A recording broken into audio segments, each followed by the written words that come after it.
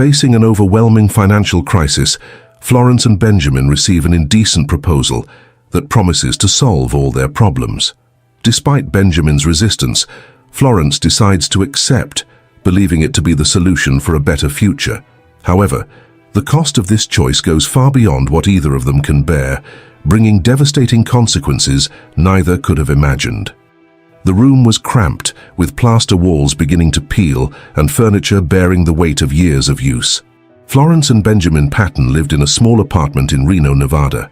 The space, which was supposed to be a home, felt more like a constant reminder of everything missing from their lives. Benjamin was an architect, a natural talent, but his freelance work was stuck in a cycle of underpaid projects and overly demanding clients. His meticulously detailed sketches were proof of his passion, but passion didn't pay the bills. Florence, on the other hand, was a real estate agent. She had undeniable charm, a smile that could open doors and attract clients, but business was stagnant. Each week seemed to bring more bad news, houses that wouldn't sell, commissions growing scarcer, and as a result, a stack of unpaid bills piling up on the kitchen counter. Despite it all, there was love between them, a genuine love shaped by years of companionship and shared dreams. They had met in college and married young, full of promises and grand plans for the future. However, the glow of those days had been dimmed by the harsh reality of their financial struggles. That evening, Florence sat at the table, holding an overdue rent notice. The dim light from the lamp cast shadows on her face, highlighting the exhaustion she could no longer hide. Benjamin walked through the door, dropping a worn briefcase in the corner of the room. "Today was a disaster," he said, sinking into the chair across from her. "Another client refusing to pay?" Florence asked without looking up from the paper. "It's not just that. The hotel project I pitched got rejected again. They said the budget is unworkable." Florence sighed. Benjamin's rejections were frequent, but each one seemed to hurt as if it were the first. "And you?" Benjamin asked, trying to shift the focus. "I showed a house to a couple today. They loved it but said they'll wait for the market to improve." Silence fell between them. They both knew they needed a solution, but ideas felt as scarce as the money in their accounts. A few days later, while trying to unwind by watching television, Florence saw a commercial about Las Vegas, with its bright lights and promises of fortune. She was the first to suggest it. "What if we tried our luck?" she asked. Benjamin laughed, thinking it was a joke. "You're serious?" "Why not? Las Vegas is just a few hours away. Maybe we could find an opportunity there. Who knows, someone might take an interest in your designs." Benjamin hesitated. He was a practical man, averse to risks, but the idea began to grow in his mind. Perhaps a change of scenery was what they needed. "Okay," he finally said. "Let's go to Las Vegas." When they arrived in the city, they were struck by its vibrancy and energy. The lights from the casinos and hotels were so bright they seemed to rival the sun. Benjamin booked a room at an economical hotel, but the difference between them and the tourists flaunting expensive clothes and jewelry was stark. That night, while Benjamin tried to network with local business people, Florence decided to explore the casino. She wasn't the gambling type, but something about the place fascinated her. The sounds of the machines, the laughter of the people, and the overall glamour felt like the antithesis of their life in Reno. It was while wandering the casino floor that she saw him. Landon Pierce was a man who exuded power and confidence. He sat at a poker table, surrounded by a small group of admirers. His impeccable suit, perfectly groomed hair, and calm smile set him apart from everyone else. He didn't just seem to be playing, he seemed to command the entire room. When his eyes met Florence's, she felt a chill. He watched her for a few seconds before smiling and nodding slightly. Florence looked away, embarrassed, but his magnetism was hard to ignore. Later that night, when Benjamin returned to their room, he was excited. "I managed to schedule a meeting with a group of investors tomorrow." "That's great, Ben," Florence replied, but her mind was elsewhere. The next day, while Benjamin was at his meeting, Florence decided to have coffee in the hotel restaurant. That's where Landon approached her for the first time. "I hope I'm not intruding," he said with a smile. "But I couldn't help noticing you last night at the casino." For a moment, Florence was speechless. He was even more imposing up close. "I'm Landon Pierce," he said, extending his hand. "Florence Patton," she replied, shaking his hand. "You're fascinating, Florence," he said, his voice low and steady. "What brings you and your husband to Las Vegas?" She briefly explained the difficulties they were facing and mentioned Benjamin's work. Landon listened intently, occasionally asking questions. "Your husband seems like a talented man," he remarked. "But what about you? Don't you think you deserve something more?" Florence was taken aback by the question. Before she could respond, Landon smiled again. "I hope to see you again, Florence." He left a business card on the table and walked away. When Benjamin returned that night, filled with hope about the meeting, Florence couldn't quite share his enthusiasm. Her encounter with Landon had planted a seed in her mind, something she couldn't ignore. That night, as Benjamin slept beside her, Florence stared at the card Landon had left and felt as though she stood on the edge of a choice that could change everything. The next morning, Florence sat on the edge of the hotel bed, holding Landon Pierce's card. The previous night had planted a restlessness in her chest she didn't know how to confront. Landon represented everything her life was not: power, security, and luxury. While Benjamin poured himself into his passion for architecture, Florence felt her days slipping by in an endless struggle with no end in sight. Benjamin was excited. After meeting with local investors, he believed he had impressed at least one with his boutique hotel project. He entered the room full of energy, clutching a folder filled with sketches and notes. "They asked for a second meeting tomorrow," he announced, his eyes shining with hope. "That's wonderful, Ben," Florence replied, trying to sound enthusiastic. He didn't notice the storm brewing behind her smile, something dangerous and unresolved. Later, as Benjamin reviewed his projects in the room, Florence decided to return to the casino. She wasn't entirely sure what she was looking for, but something about the atmosphere seemed to offer an escape from reality. Landon was there. He spotted her immediately and approached with a calculated smile. "Florence," he said, tilting his head slightly. "What a pleasant surprise."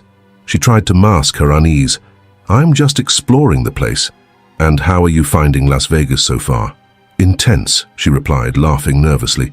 Landon pulled up a chair beside her at the bar. "Las Vegas has a way of revealing things you might not want to admit to yourself. It can be liberating if you let it." Florence stayed silent. His words felt dangerously precise, as though he knew exactly what she was feeling. "Your husband is a lucky man," Landon continued. "You have a strength I don't see in many people." She looked away, feeling a mixture of pride and discomfort. He was playing a game she didn't yet understand. When Florence returned to the room, she found Benjamin asleep over his sketches. She watched him for a moment. He seemed so dedicated, so genuine in his passion. But he also looked tired, weighed down by their relentless financial struggles.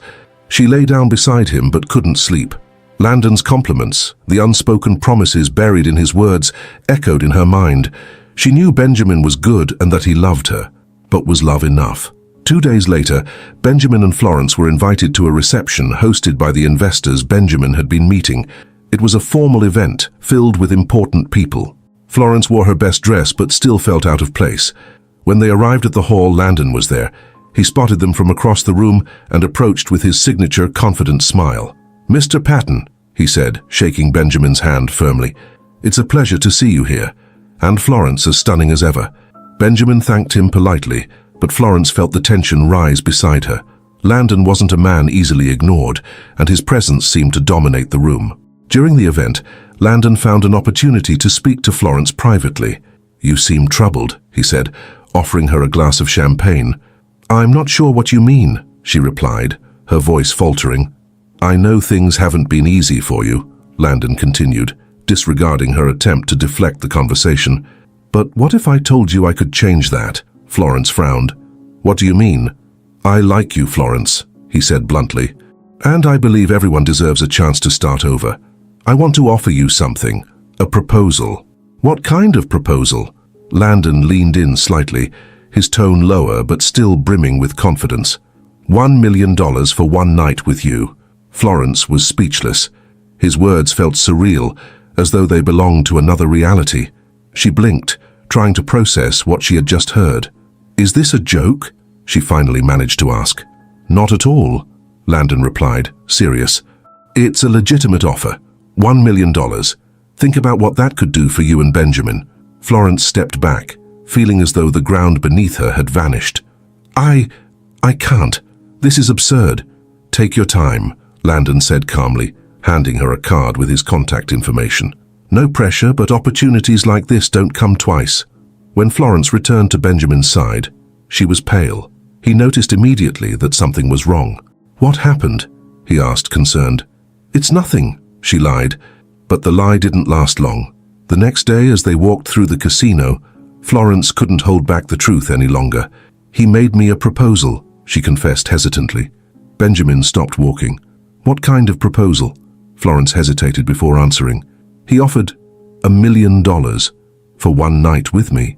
Benjamin's face turned red. "He what?" "I said no," Florence said quickly. "I would never do that. I just thought you should know." Benjamin was furious. "And he thought he could do that to you, to us. Who does he think he is?" "Ben, calm down." "No," Benjamin interrupted. "This is an insult. He has no right to treat you like that, to treat our marriage like something that can be bought." Florence tried to soothe him, but something in his words struck her deeply. No matter how much she told herself she would never accept, a small voice inside her asked, "What if?" In the days that followed, the atmosphere between Benjamin and Florence began to shift. He was distracted, consumed by anger, and the idea that someone had dared to challenge his integrity. Florence, on the other hand, wrestled with doubt. She knew Benjamin was a man of principles, but Landon's offer represented more than money. It was the possibility of a fresh start, an escape from the suffocating cycle they were trapped in. When Florence saw Landon again, this time alone, he repeated his offer. "You're a smart woman," he said. "You know $1 million could mean the difference between surviving and truly living." Florence looked at him, torn between fear and temptation. At that moment, the chasm between her and Benjamin began to feel insurmountable. Sitting in the armchair of their hotel room, Florence stared at Landon's card.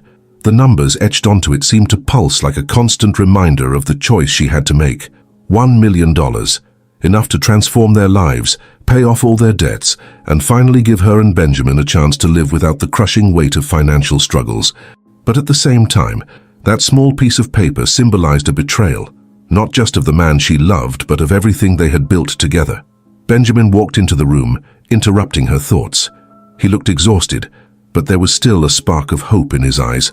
"The meeting went well," he said, placing his folder on the table. "They want to review some budget adjustments, but I think this time it might actually work." Florence tried to smile, but her mind was elsewhere. "Florence, are you okay?" Benjamin asked, sitting beside her. She wanted to tell him what she was thinking about the doubt gnawing at her, but the hopeful expression on his face silenced her. "Yes, I'm fine," she replied. That night, Florence left the room while Benjamin slept. The casino was as brightly lit as ever, but felt colder and emptier. She walked to the bar where she had first met Landon.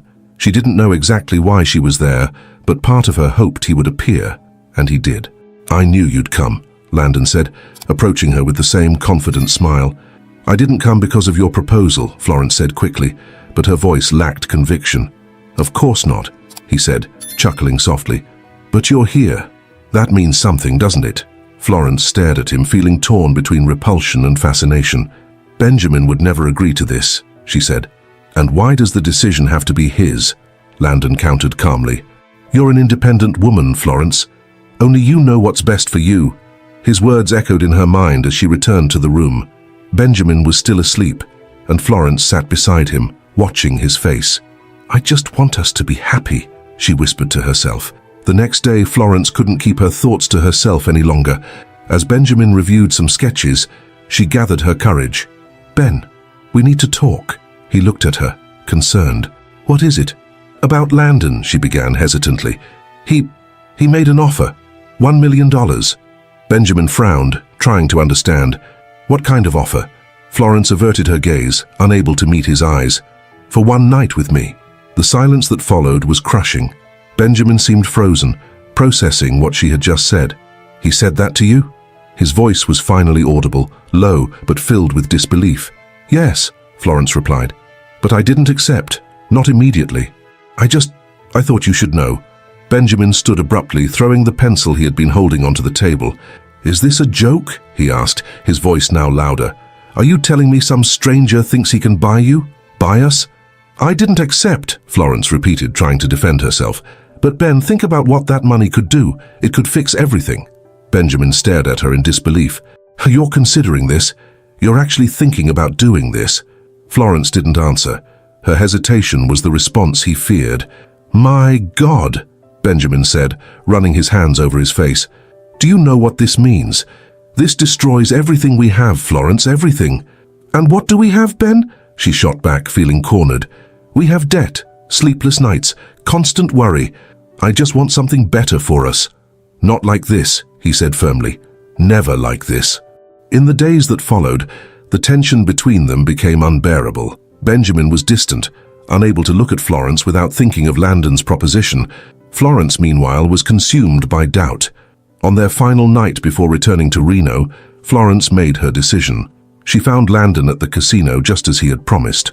"Are you sure?" Landon asked, studying her closely. Florence hesitated, but eventually nodded. "Yes." He handed her an envelope. Half now, half later. Florence felt the weight of the money in her hands. It was enough to pay off all their debts to start over. "Come, Florence," Landon said, extending his hand to guide her. Benjamin was in the hotel room, packing their things, when he realized Florence wasn't there. A terrible thought crossed his mind. He left immediately, walking through the casino, searching for her. When he finally saw her with Landon, stepping into an elevator, it felt as though the world had stopped. "Florence!" he shouted, but she couldn't hear him anymore. The image burned into his mind, Landon's smug smile, Florence's hesitant expression. He knew he had lost something he could never get back. Back in the room, Benjamin packed his belongings and left. He couldn't stay there any longer. He couldn't pretend that the love they had was enough to overcome this. At that moment, Benjamin decided he would never look back. He drove for hours without a clear destination, the bright lights of Las Vegas fading into the distance. The image of Florence beside Landon, stepping into the elevator, was seared into his mind like an open wound. He didn't know how to process what had happened, only that he needed to get away. Eventually, he found a small roadside inn and rented a room. The space was plain and devoid of comfort, but its silence was enough to contain the chaos in his head. Sitting on the edge of the bed, Benjamin ran his hands over his face, trying to suppress the tears threatening to fall. She chose this, he thought, his heart heavy. She chose Landon. She chose the money. The pain he felt wasn't just about the act itself, but about the shattering of something he had believed to be unbreakable, their love. Meanwhile, Florence was at the top of one of Las Vegas's most luxurious suites, surrounded by the opulence Landon had promised. The room was adorned with marble, crystal accents, and high-end furnishings, but she barely registered her surroundings. She felt disconnected from herself, as though floating in a state of emotional numbness. The envelope containing the first half of the money sat on the table, a tangible reminder of the price she had agreed to pay. Landon, ever composed, was cordial, but didn't hide his satisfaction in being in control. He offered Florence champagne and led her to the balcony where the illuminated city stretched out before them. "You're a remarkable woman, Florence," he said in a low voice. "Don't let anyone make you think otherwise." She tried to smile, but the weight of her choices prevented it. Even as Landon spoke, Florence knew she had lost something within herself, something she might never recover. Back at the inn, Benjamin spent the night revisiting memories of their marriage.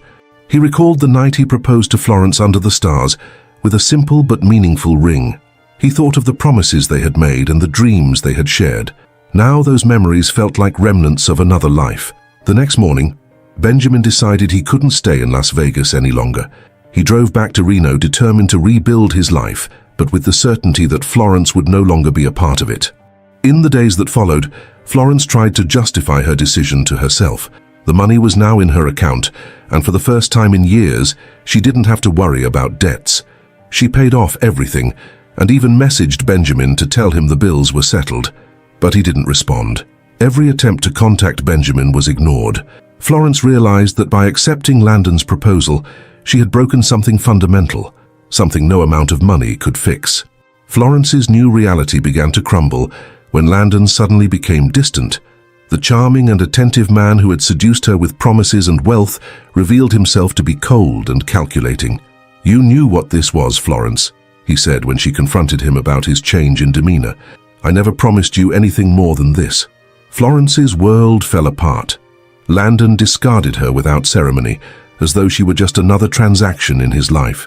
She was now utterly alone, without Benjamin, without the emotional support he had provided, and without the illusion of stability Landon had offered. Florence rented a small room in a rundown part of Las Vegas, far from the luxury of the previous weeks. The debts were gone, but the remaining money felt worthless. She tried to focus on the fact that she had achieved financial stability, but the emptiness inside her grew with each passing day.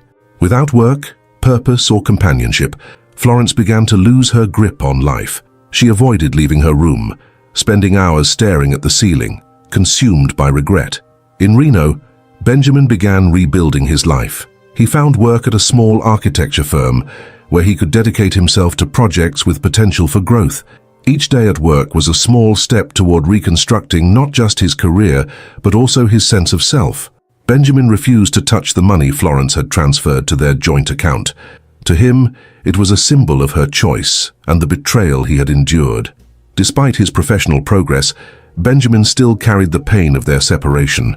He knew he couldn't simply erase the love he had for Florence, but he also knew he couldn't return to her. Florence's downward spiral reached its peak on a rainy night. Disoriented and aimless, she wandered the streets of Las Vegas, searching for some meaning in her life. She didn't see the car speeding toward her until it was too late. The impact was brutal, throwing Florence to the ground. The driver fled, leaving her bleeding and unconscious at the side of the road. When she awoke in the hospital, Florence was given devastating news. The accident had caused irreversible damage to her spine, and she would never walk again. From that moment on, Florence not only carried the emotional weight of her choices, but also the physical limitations imposed by the accident. Confined to a body that no longer responded as before, Florence was forced to confront the consequences of her decisions in ways she had never imagined. She had lost everything: Benjamin's love, her self-respect, and now her physical freedom.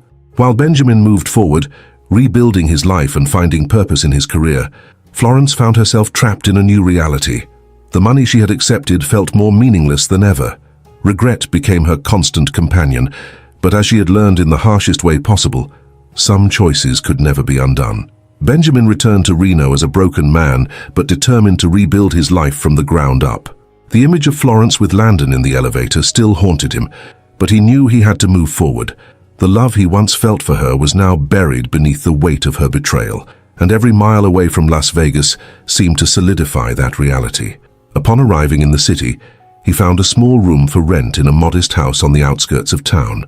It was simple but suitable for a fresh start. He carried little with him: his clothes, his project sketches, and a fierce resolve to prove he could create something meaningful without relying on anyone else. Benjamin decided to reach out to old contacts from his college days and early career. Among them was Scott Palmer, a local entrepreneur who had always appreciated Benjamin's creativity and dedication. Known for investing in innovative projects, Scott seemed like the perfect person to pitch his boutique hotel concept to. With a mix of hope and nerves, Benjamin called Scott. To his surprise, the businessman was eager to listen. "Let's schedule a meeting," Scott said over the phone. "If the project is as good as you say, we might have something here." That spark was all Benjamin needed. Over the next few days, he meticulously reviewed every detail of his proposal, refining the budget and perfecting his sketches. On the day of the meeting, Benjamin arrived at Scott's office armed with his portfolio of drawings and virtual models. He presented his vision with passion and precision. The hotel would combine modern architecture with local Nevada elements, emphasizing the landscape and creating a unique guest experience. Scott was impressed. He saw in the project not just a lucrative business opportunity, but a way to connect with the community. "I like your vision, Benjamin," he said. "Let's work on this together." A wave of relief washed over Benjamin, one he hadn't felt in months. For the first time since leaving Las Vegas, he could see a future for himself. With Scott's backing, Benjamin threw himself into the project. He worked tirelessly, focusing on every aspect of the design, from the materials to the functionality of the space. The partnership with Scott not only revived Benjamin's career, but also gave him a renewed sense of purpose. Despite the lingering pain, he realized he was still capable of creating something meaningful. Recognition soon followed. The project was featured in a local architecture magazine, and Benjamin was invited to industry events to showcase his work. Though he still thought of Florence occasionally, her memory no longer paralyzed him. She had become a part of his past, a painful chapter he had learned to leave behind. While Benjamin thrived, Florence's life spiraled downward. After the accident, her world was reduced to a hospital room and a wheelchair. Days blurred into weeks as she grappled with regret, replaying the moments that had led her to this point. The money from Landon sat in her account, meaningless now. She had paid off her debts, but the stability she had gained felt hollow. Without Benjamin, without Landon, and without her mobility, Florence found herself trapped in a cycle of guilt and self-pity. Her days were long and isolating. The hospital was cold, and the staff came and went, their faces ever changing. Florence lacked the energy even to look out the window most days. One afternoon she found an old photo among her belongings, a picture from her wedding day with Benjamin. It had been the happiest day of her life, and the joy on his face in the photo was unmistakable.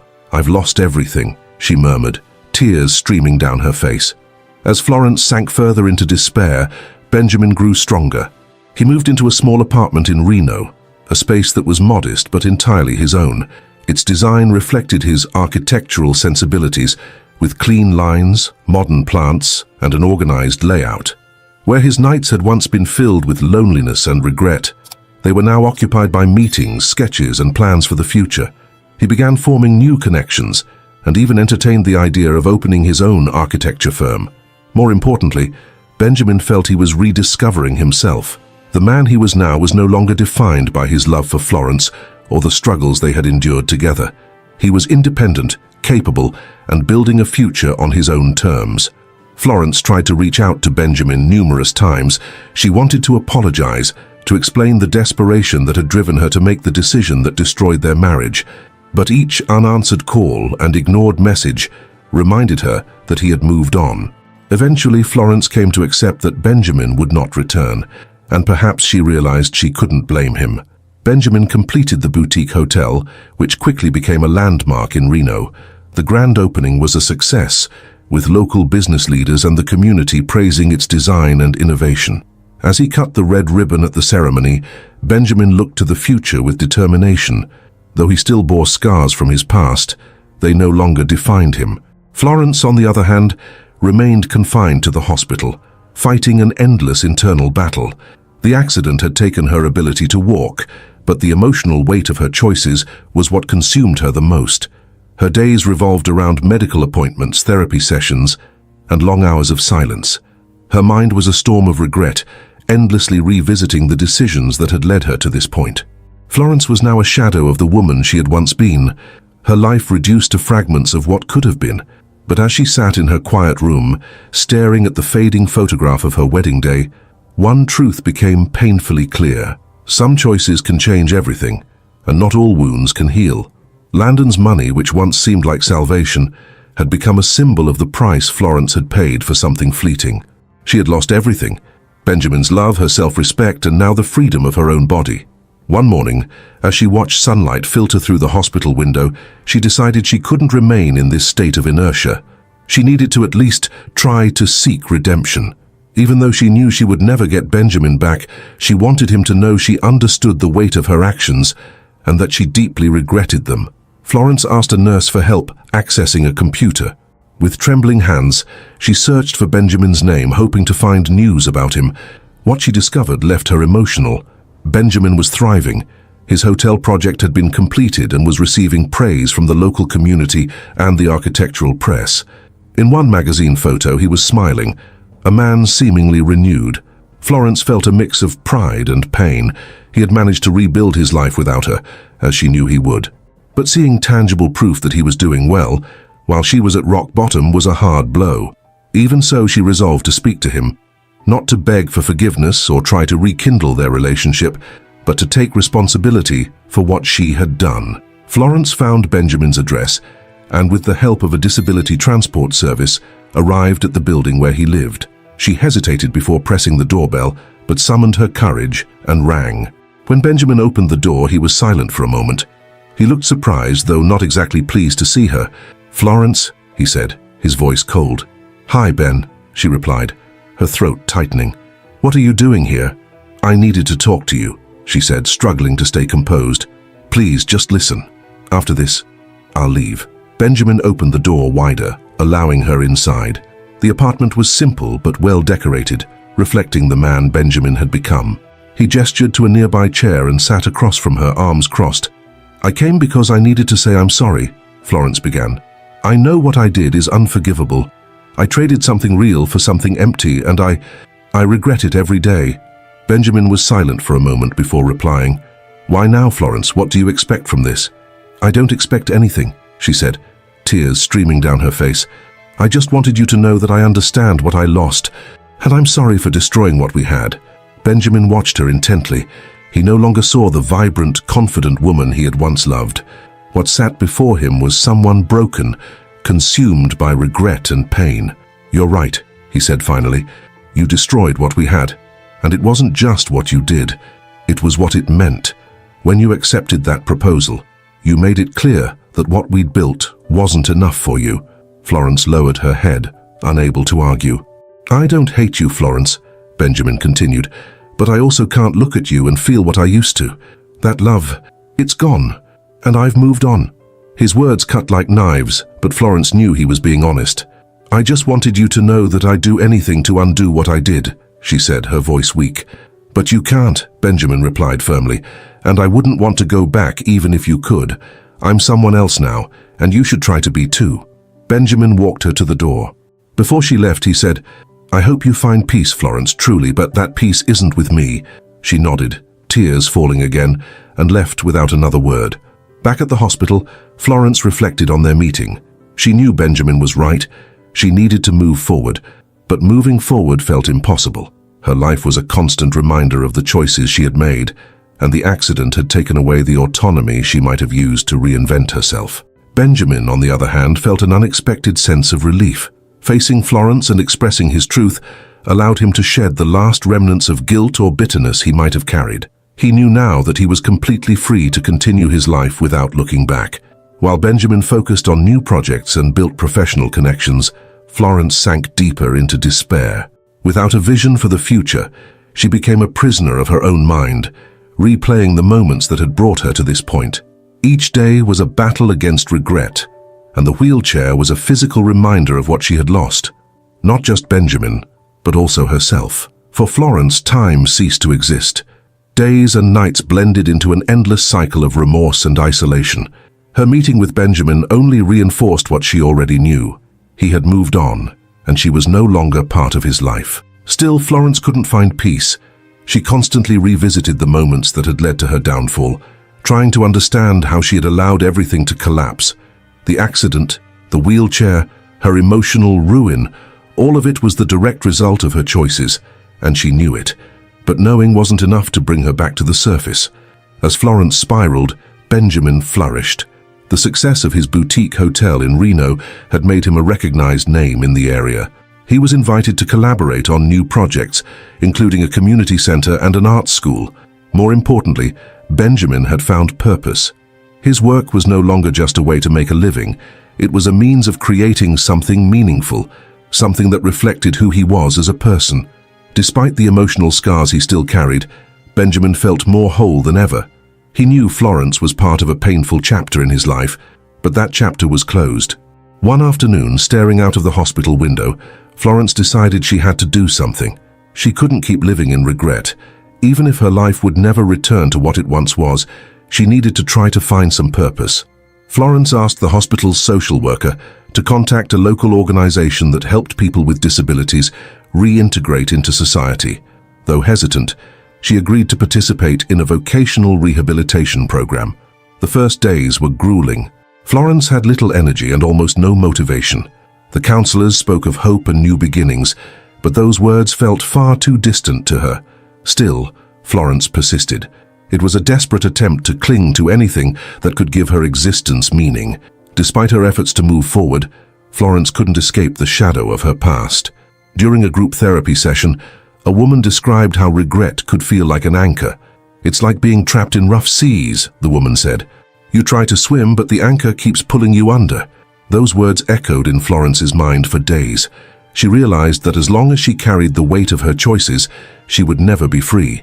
But the problem was, she didn't know how to let go of that anchor. Florence began skipping her rehabilitation sessions. She spent hours alone in her room, barely eating or interacting with the hospital staff.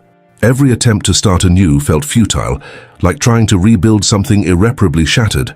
One night, staring at the envelope with the remaining money from Landon, Florence felt its emptiness. What had once seemed like salvation was now a constant reminder of her failure.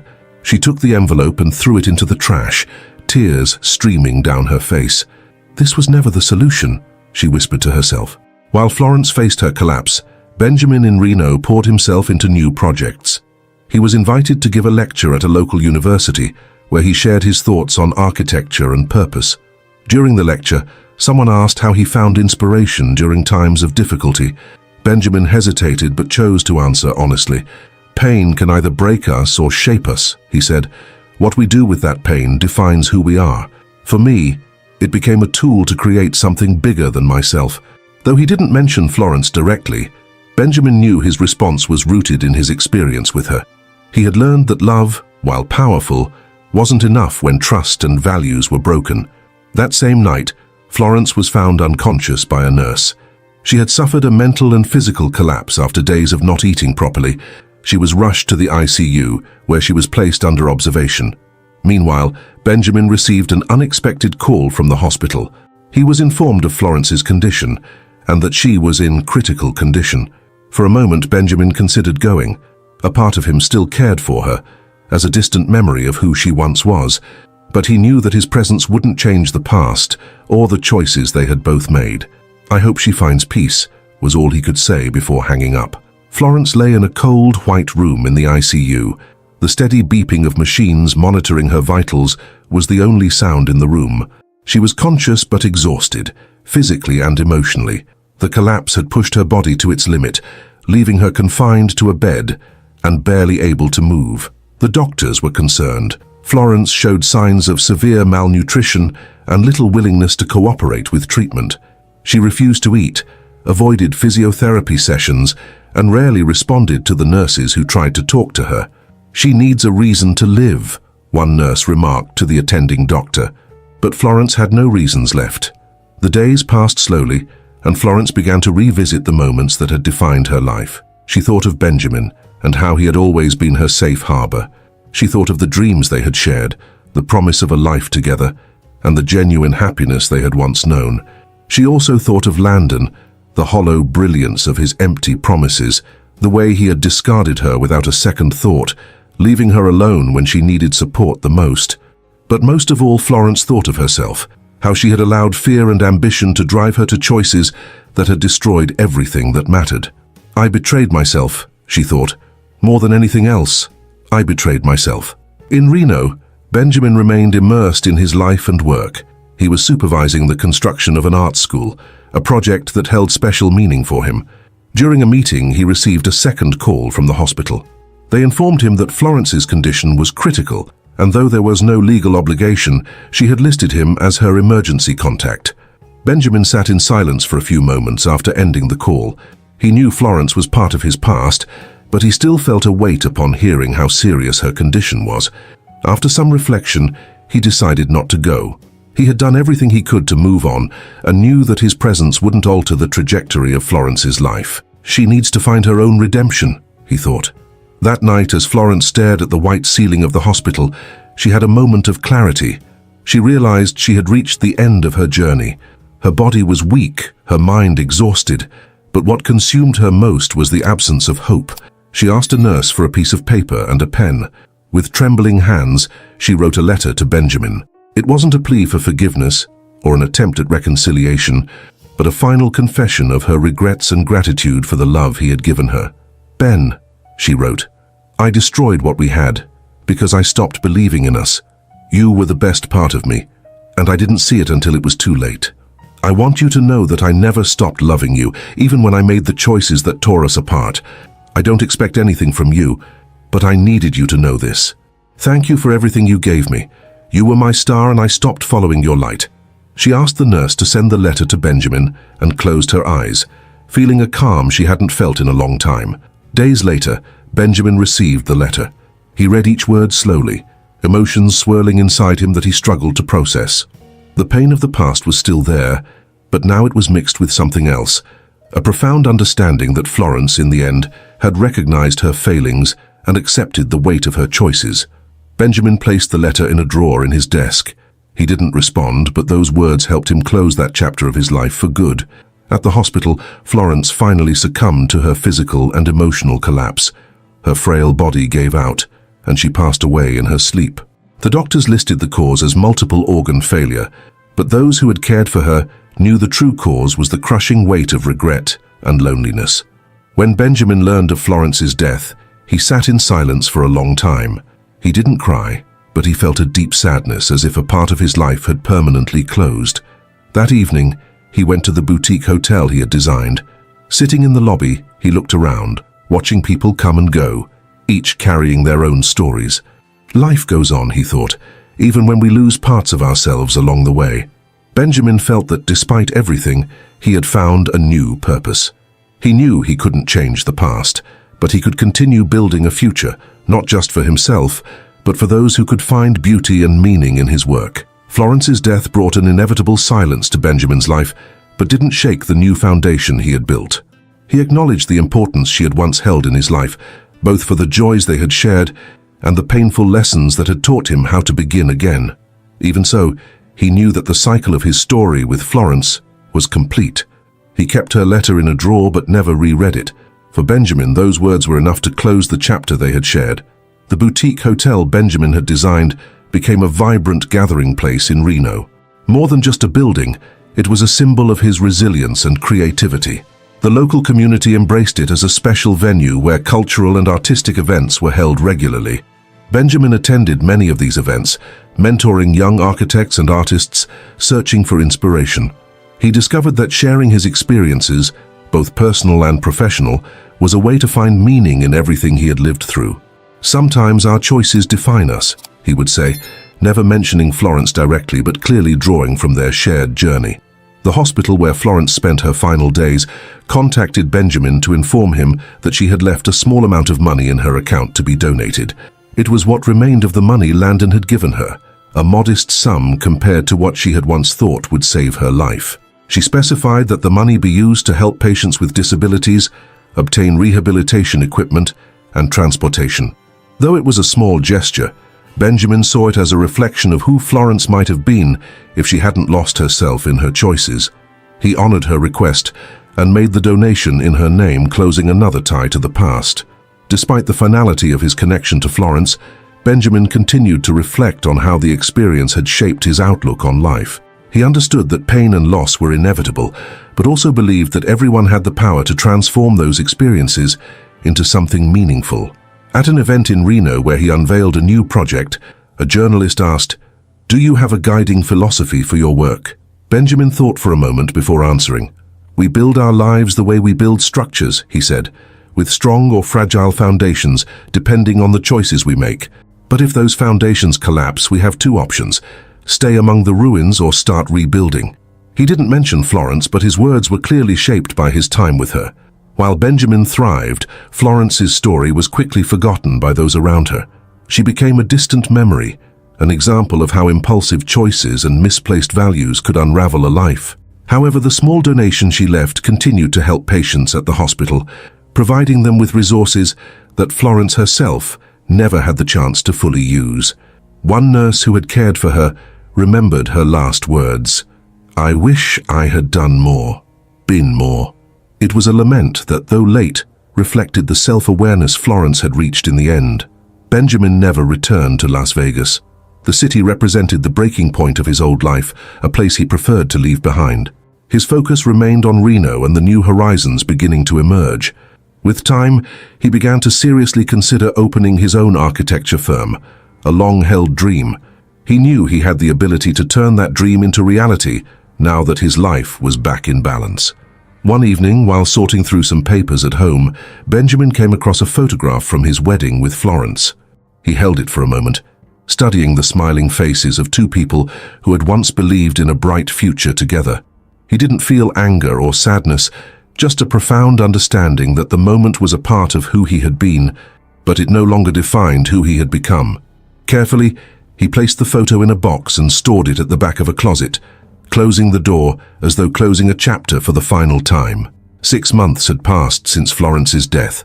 The autumn wind in Reno blew softly that morning, rustling the golden and orange leaves on the trees. Benjamin strolled through the garden of the boutique hotel he had designed, a place that had become a symbol of renewal, not just for him, but for the community as well. The success of the hotel was just one of many accomplishments that now defined his new life. Benjamin had decided to open his own architecture firm, focusing on projects that combined beauty and purpose. He felt more fulfilled than ever, not because he had erased the past, but because he had learned to accept it as part of his journey. That day, Benjamin visited the old house where he and Florence had once lived in Reno, now empty and up for sale. He walked through the rooms, each space stirring memories of both joyful and difficult moments. In the kitchen, he found a small box forgotten in a cabinet. Inside were photos of the couple, old letters, and a note Florence had written shortly after their wedding. "Ben, we can conquer anything together. I believe in us." Benjamin felt a pang in his chest as he read those words. Though time had passed, there was still a part of his heart where those memories lived, even if they no longer consumed him. He carefully kept the note, not as a symbol of sorrow, but as a reminder of everything he had overcome. At the hospital where Florence had spent her final days, the funds from her donation had helped several patients obtain rehabilitation equipment. Though Florence was no longer there, her last act brought relief to people facing struggles similar to hers. One of the nurses who had cared for Florence wrote a message to Benjamin, informing him of the impact the donation had made. Benjamin thanked the nurse, feeling at peace knowing that in her final moments, Florence had tried to do something meaningful. Benjamin was invited to speak at an architecture conference in San Francisco, where he presented a new project, a community library. He spoke about the importance of creating spaces that connected people, providing not only functionality but also emotional significance. After the lecture, a young architect approached him for advice. Her energy and enthusiasm reminded Benjamin of his own early career. He encouraged her, sharing lessons he had learned along the way. In that moment, Benjamin realized he had found a greater purpose, using his experiences to inspire others to build lives and spaces that truly mattered. Florence's life became a distant memory, but the lessons she left behind, through her mistakes and small gestures of redemption, remained. She was a constant reminder that love, trust, and values couldn't be bought or replaced. For Benjamin, the future was an open field filled with possibilities. He knew challenges and difficult moments lay ahead, but he also knew he was strong enough to face anything. One night, as he gazed at the Reno skyline illuminated by the city lights, Benjamin felt a peace he hadn't experienced in years. He had rebuilt his life brick by brick, and now stood ready to open new doors, explore new paths, and continue building, not just structures, but a life filled with meaning. As the journey of Benjamin and Florence came to a close, a profound question remained. Is it possible to find redemption after making choices that cost us everything? Or are some losses irreversible, leaving only lessons for the future? Share your thoughts in the comments. We'd love to hear from you. And if you missed the previous story, here's a quick teaser. An unfaithful wife brought her lover to her husband's funeral, certain he had lost his battle with cancer without ever knowing of her. Betrayal. All she wanted was to find out what he had left her as an inheritance. But what she didn't know was that her husband had planned one last unimaginable surprise before passing. When she discovered what it was, she broke into a cold sweat. Click on the video now to uncover this incredible plot. See you there.